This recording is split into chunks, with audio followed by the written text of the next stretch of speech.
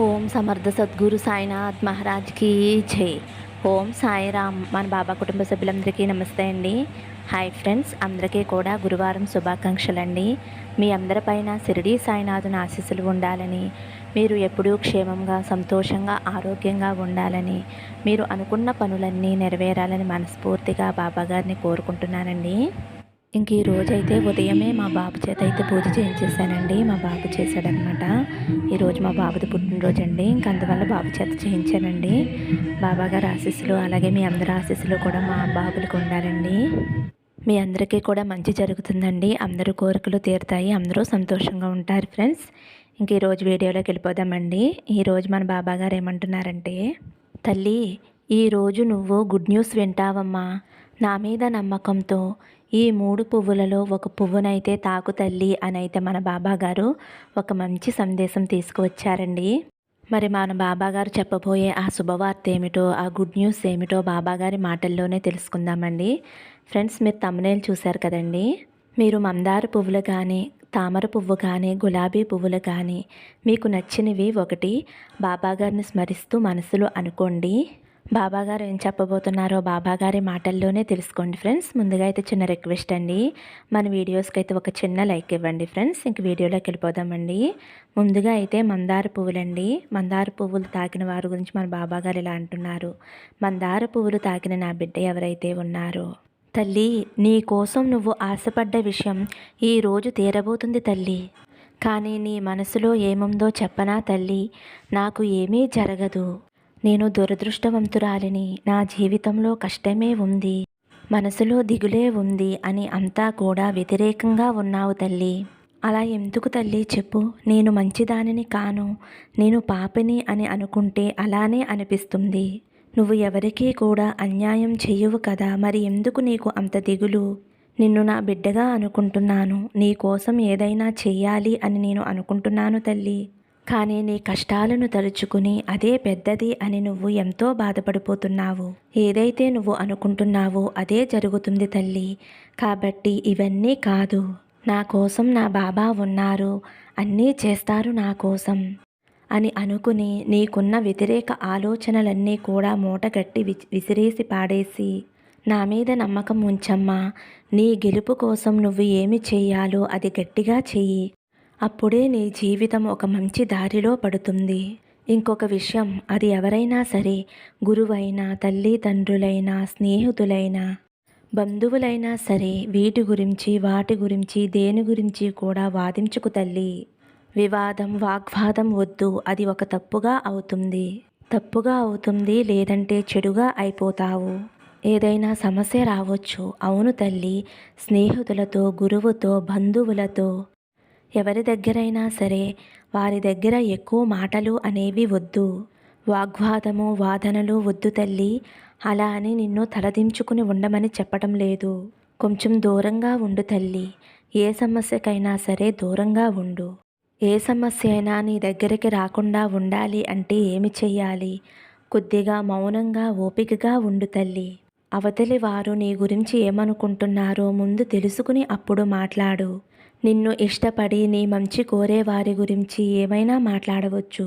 కొందరు నీతో మంచిగా మాట్లాడుతున్నట్టే ఉండి నీ వెనకాల నీ గురించి ఏదేదో మాట్లాడుతూ ఉంటారు. అలాంటి వారెవరో తెలుసుకో తల్లి. నీ గురించి చెడుగా ఆలోచిస్తూ మనసులో తలుచుకుంటూ ఉంటారు. అలాంటి వారు నీకు వద్దమ్మా. అసలు అలాంటి వారి గురించి నువ్వు ఆలోచించకు. వీలైనంత వరకు వారికి దూరంగా ఉండు తల్లి. నువ్వు వద్దు అని అనుకున్న వారికి నీకు కూడా వద్దమ్మా. నువ్వు కావాలి అని అనుకునే వారికి, నీకు దూరంగా ఉండలేను అని అనుకునే వారికి నువ్వు అస్సలు దూరంగా ఉండవద్దు బిడ్డా. మంచి చేసేవారికి మంచి చేయటం సహజం. ఎవరైనా చెడు తలపెట్టినా వాళ్ళకి మంచి జరగాలి అని కోరుకోవటం ఒక అద్భుతం.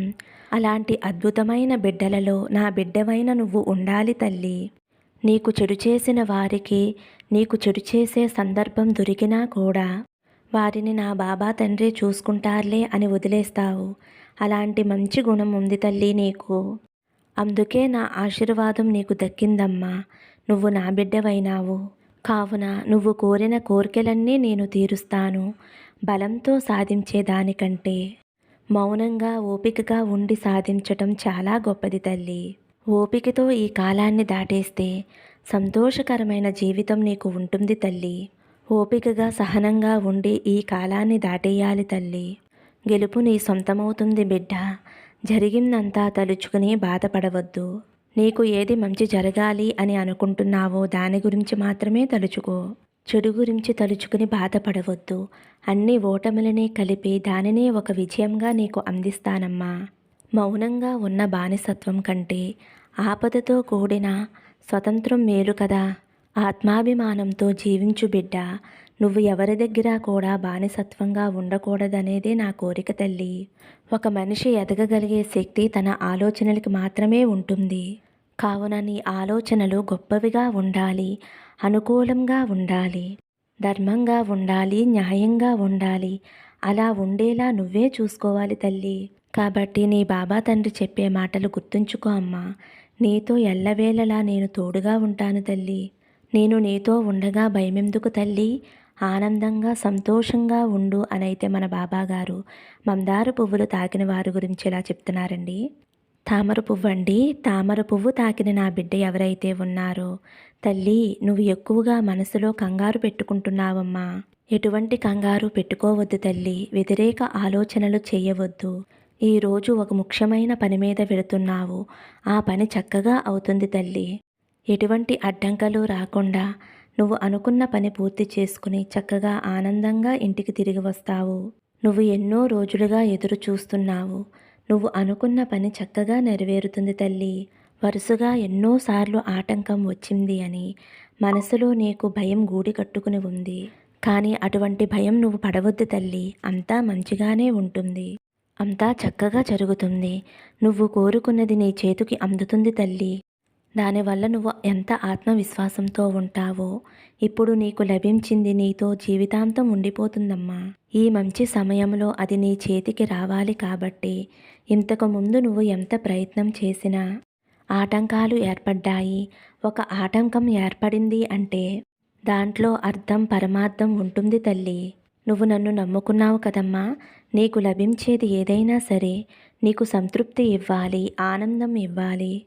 నీతో జీవితాంతం ఉండాలని నేను నీకోసం ఆలోచించి ఇదంతా చేస్తున్నాను. ఎందుకంటే నువ్వు తల్లిదండ్రుల స్థానంలో నన్ను నిలబెట్టి నీ కష్ట సుఖాలు నాతో చెప్పుకుంటున్నావు. కాబట్టి నేను నీకు మంచే కదా తల్లి చెయ్యాలి. ఈ లోకంలో తల్లిదండ్రులు తప్ప ఎవరు పిల్లలకి మంచి చేయగలరు? నిస్వార్థమైన ప్రేమ ఎవరు అందించగలరు? అదే నేను చేసింది. ఇంతకు ముందు నువ్వు వెళ్ళినప్పుడు ఆ పని పూర్తి అవలేదు. అందుకు నువ్వు ఎంతో వేదన చెందుతూ కన్నీరు పెట్టుకున్నావు. కానీ ఒక్కసారి ఆలోచించమ్మా. నీకు మంచిదైంది ఏదైనా సరే నేను క్షణాల్లో చేసి పెడతాను. లేదంటే ఆ మంచి సమయం వచ్చేంత వరకు నిన్ను ఆపుతాను. ఈరోజు ఆ మంచి సమయం నీకు వచ్చింది తల్లి. కాబట్టి ఈరోజు నువ్వు అనుకున్న పనులన్నీ కూడా చక్కగా నెరవేరుతాయి.